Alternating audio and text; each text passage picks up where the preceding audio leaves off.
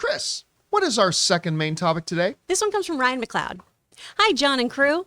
I was doom scrolling on Facebook when I saw the official Rings of Power account posted their first look at orcs in the show. I think they are utterly fantastic. They look heavy metal, possibly surpassing the original trilogy and way over the CGI overhaul from the Hobbit trilogy. What do you think? And does this continue to elevate your excitement for the show? Love from Scotland. Thanks a lot for saying that in, Ryan. Yeah, look, there is nothing coming out on television that I'm more excited about than the Rings of Power. I'm very, very, very excited about the House of the Dragon. I am. I'm super stoked about that. By the way, new key art came out for that. New poster came out for that. It looked amazing. The dragon in it looks incredible. Googling. So I'm very excited about that. But the Rings of Power is basically been my most anticipated thing coming out on television for years now, like years and years and years. I think they were talking about it when I was still a Collider, if I'm not mistaken. Wow. I don't know. It's been a long time. So I'm very, very excited about this. Everything from all the people behind the scenes. That first little teaser they showed us, it was nothing to write home about, but it was just a little thing. It's like, look, everybody, this show is coming. So I'm not even counting that, but from the people involved behind this camera and all that kind of stuff, very stoked. So now these new images came out of the orcs. So let's take a look at this. So these images came out, which I think look fantastic. Now, if you know anything about, they do touch on it in the Lord of the Rings films, but when you go into like the original lore and stuff like that, Morgoth, like basically orcs were elves. Mm-hmm. They were tortured, deformed, and whatever, and the new race of orcs were born. And getting a chance to see, and there's other images that fall in there as well.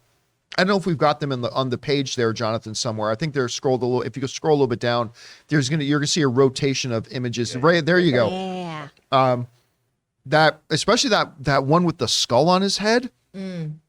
Well, that looks terrifying too. That looks a little bit. That looks a little bit like something out of a nightmare or whatever. That looks like the guy who says, "What about their legs? They don't need their legs." They don't need them. It's a really good look. Now, look, just because the physical look of something is good, that does not mean the show will be good. Not at all. I mean, this could be a terrible, terrible show with fantastic looking orcs, because these guys looked amazing. I think this looks fantastic, terrifying, right out of what Peter Jackson kind of did, but with a little bit of an adaptation to it. I think it looks great. Again, but that doesn't mean the show's going to be good. My fingers are still crossed that the show is going to be everything I'm dreaming it's going to be, but they certainly are nailing the aesthetic of it. Anyway, Chris, you see these images. What are the things that jumped out to you? I'm so happy. I'm so excited. It is Gimli, son of Gloin's 12th birthday today. Oh. Also known as the day that I decided is his 12th birthday, because he's a dog. He has no concept of time or space. I am so excited about this. I love this so much. I think everything looks really, really great. I know some people, too, were like, talking about how these kind of looked better maybe than some of the things that we saw in Peter Jackson's films, or still looked more like built and big compared to the little guys we see kind of running around with Sauron. Right. But I think people are also getting them confused with the Uruk-hai a little bit too. Yes, right? A lot of people don't realize there is a difference between goblins, orcs, Uruk-hai. Yeah. Uruk-hai are from the third generation, basically. And that is a crossbreeding of humans and orcs through magic, I believe. Something like that. Not mistaken. So those are the big, beefy guys.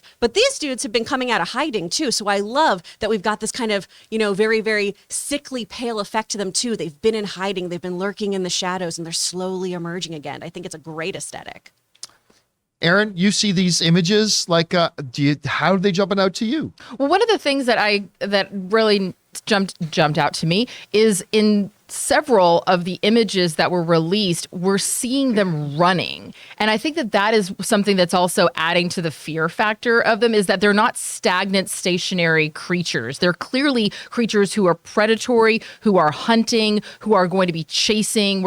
I feel like we're going to see a lot of action from these characters just by the images that the studio has chosen to release. And also, to Chris's point, the different iterations, what also people have commented on is how they like the practical makeup that's on the actor versus the CGI version. I hated that. Yeah, and in addition to the pale, sickly, I've been living underground and I'm just now emerging. I mean, just look at the red eyes. Those are not eyes that are used to sunlight, and those are not teeth that are used to dental floss. These are really people who are creatures who have seen some stuff and are clearly not very happy. So I really just love these running images because it makes me go, okay, we're going to get a lot of action out of them. We're going to see them hunting and being the predatory creatures that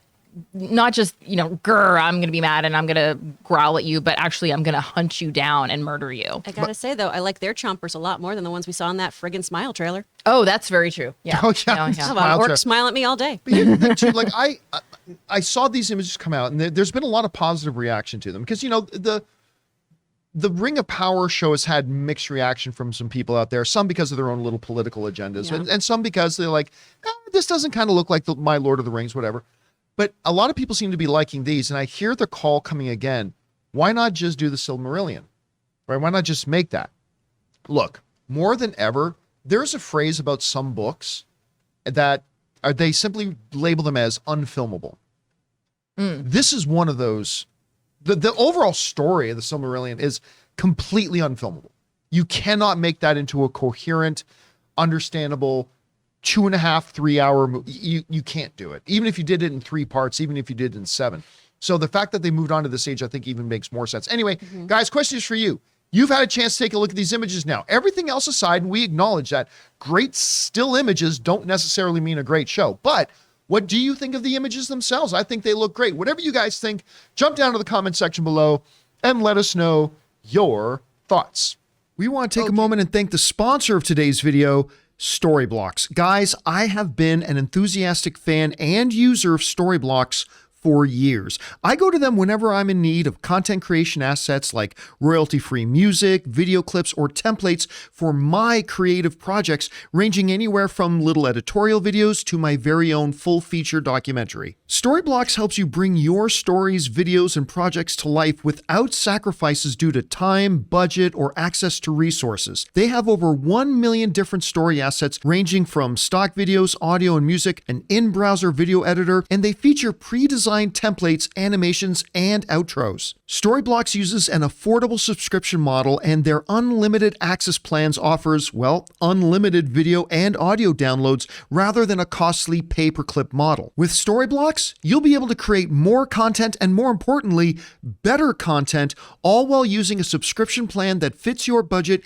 utilizing unlimited downloads of demand-driven and diverse content. So if you're interested in upping your content creation game, head over to www.storyblocks.com/Campea and get started today. That's www.storyblocks.com/Campea.